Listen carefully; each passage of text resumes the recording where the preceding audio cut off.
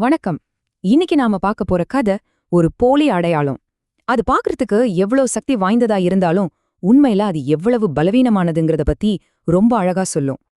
சரி, ஒரு சாதாரண நீல பெயிண்ட் அடிச்சா மட்டும் ஒருத்தரை ராஜாவா ஆக்கிட முடியுமா? என்ன சொல்றீங்க? வாங்க இந்த கேள்விக்கான பதில ஒரு கதை மூலமா தேடலாம். தோற்றம் எப்படி ஒரு அதிகாரத்தை உருவாக்க முடியும், ஆனா ஏன் உண்மையால மட்டும்தான் அதை தக்க வைக்க முடியும்னு இந்த கதை நமக்கு ரொம்ப தெளிவா காட்டும். இந்த கதையோட ஆரம்பமே ரொம்ப சுவாரஸ்யமானது.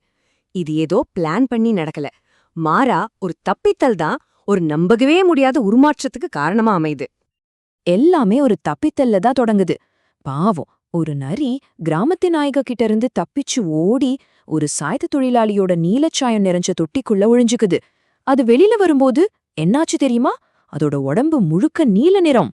அத பார்த்த மொத்த விலங்குகளுக்கு ஒரே ஆச்சரியம். இது ஏதோ ஒரு தெய்வீக பிறவின்னு நம்ப ஆரம்பிச்சிடுச்சுங்க. பாத்தீங்களா, ஒரு சின்ன தற்செயலான நிகழ்வு ஒரு புது ராஜாவையே உருவாக்கிடுச்சு. அந்த தந்திரமான நரிக்கு இது ஒரு நல்ல வாய்ப்பா போச்சு. நான் ஒரு சாதாரண நரின்னு உண்மைய சொல்றதுக்கு பதிலா அந்த விலங்குகளோட பயத்தையும் ஆச்சரியத்தையும் தனக்கு சாதகமா பயன்படுத்திக்கிச்சு. தன்னோட ஆட்சிக்கு ஒரு அசைக்க முடியாத அஸ்திவாரத்தையே போட்டுடுச்சு. அப்போ ஒரு முழு ராஜ்யமே ஒரு பொய்யின் மேலதான் உருவாகுது. ஆனா இங்க சொல்ற மாதிரி பொய்யோட நிறம் எவ்ளோ அடர்த்தியா இருந்தாலும் சரி, உண்மைய பாக்கும்போது அது மங்கிதான் போகும். யோசிச்சு பாருங்க, இந்த ராஜ்யத்தோட அஸ்திவாரமே எவ்ளோ பலவீனமா இருக்குன்னு. சரி, இந்த ஏமாற்று வேலை எப்படி ஆணவமா மாறுது, தனிமையில கொண்டு போய் விடுதுன்னு அடுத்ததா பார்க்கலாம். அவ்வளவுதான், அதிகாரமும் பகட்டும் சேர்ந்ததும் அந்த நீல நரி காட்டுக்கே ராஜாவாகிடுச்சு. எல்லா மிருகங்களும் அதோட கட்டளைக்கு கீழ்ப்படிஞ்சது. ஆனா தன்னோட ரகசியம் வெளியில தெரிஞ்சிடக்கூடாதுங்கிறதுக்காக அது செஞ்ச வேலை என்ன தெரியுமா? தன் சொந்த இனமான மத்த நரிகளையே காட்டு விட்டு விரட்டி அடிச்சுது. போக போக அதிகார ஆணவத்துல அது தன்னோட உண்மையான சுயத்தையே மறக்க ஆரம்பிச்சிடுச்சு. இப்ப பாருங்க, இது ரொம்ப சுவாரஸ்யமான ஒரு விஷயம். ஒரு பக்கம் அதோட உண்மையான சுயம், அதாவது ஒரு சாதாரண தந்திரமான நரி. இன்னொரு பக்கம் அதோட போலி அடையாளம், அதாவது சக்தி வாய்ந்த தெய்வீக ராஜா.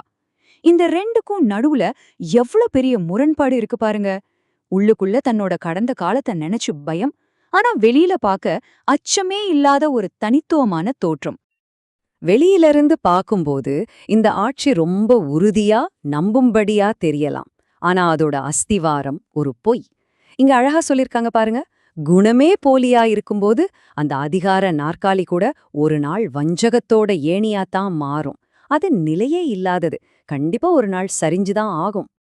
ஆனா நாம இப்ப பார்க்க போற மாதிரி எந்த வேஷத்தை போட்டாலும் சரி, ஒருத்தரோட உண்மையான இயல்ப ரொம்ப நாளைக்கு அடக்கி வைக்கவே முடியாது. அப்படி இருக்கும்போது ஒரு நாள் ரொம்ப தூரத்திலிருந்து வந்த ஒரு சத்தம் அந்த ராஜசபையோட அமைதியையே கிழிச்சது. அது ஒரு ரொம்ப பரிச்சயமான ஒலி. அந்த சத்தம் காடு முழுக்க எதிரொலிச்சுது. அது வேற எதுவும் இல்ல, அந்த நரியோட கடந்த காலத்தோட ஒலி. எதை விட்டு தப்பிச்சு வரணும்னு அது இவ்ளோ கஷ்டப்பட்டதோ அதே ஒலிதான். ஆமாங்க, ஹூவா ஹூவான்னு ஒரு நறுக்கூட்டம் தங்களோட இயல்பான குரல்ல ஊளையிட்டு இருந்துச்சு. அந்த ஒரு சத்தம் நம்ம நீல ராஜாக்குள்ள ஆழமா உறங்கிட்டு இருந்த அதோட உண்மையான குணத்தை தட்டி எழுப்பிடுச்சு. அவ்வளோதான். அதால தன்னோட பழைய பழக்கங்களை கட்டுப்படுத்தவே முடியல. யோசிக்கவே இல்ல. ஒரு சந்தோஷத்துல தான் யாருங்கிறதையே ஒரு நிமிஷம் மறந்துடுச்சு. அந்த ஊளை சத்தத்தோட தன்னோட குரலையும் சேர்த்து அதுவும் ஊளையிட ஆரம்பிச்சிடுச்சு. அந்த நொடி எல்லா மிருகங்களும் அதோட சாதாரண நரி ஊளைய கேட்டதும் அந்த நீல நிற மாயை சுக்குநூறா உடைஞ்சு போச்சு. அது உண்மையில யாருங்கிறத எல்லாரும் கண்டுபிடிச்சிட்டாங்க. அந்த ஒரு நொடிதான் அதோட ராஜ்யத்தையே காலி பண்ணிடுச்சு. இவ்ளோ நாளா அடக்கி வச்சிருந்த அதோட உண்மையான குணம் கடைசியில வெளியில வந்தே தீர்ந்துருச்சு. இதுதான் இயற்கையோட சக்தி. ஒரு போலி சிம்மாசனத்தை ஒரு நொடியில தவிடு பொடியாக்கிடும்.